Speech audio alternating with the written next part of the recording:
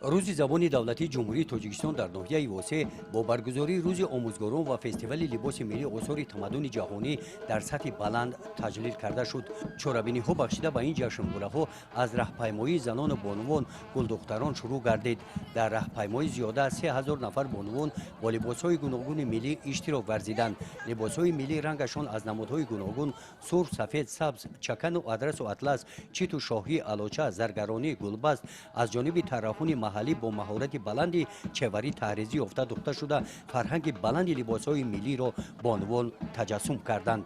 قسمت رسمی چهاره‌بینی‌های ایدانه در باغ استراحتی فراغتی مرکز ناحیه با اشتراک جانشین رئیس ولایت ختلان دایر گردید.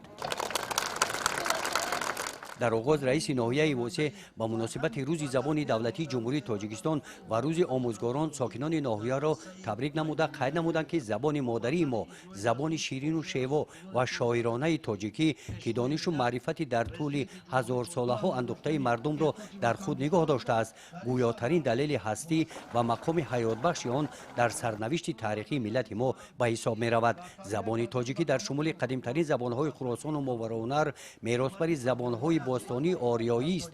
امروز اهل عالم ما را با نام تاجیکان، دولتمان را با نام تاجیکستان و زبانمان را با نام زبان تاجیکی میشناسند و اعتراف می نمایند.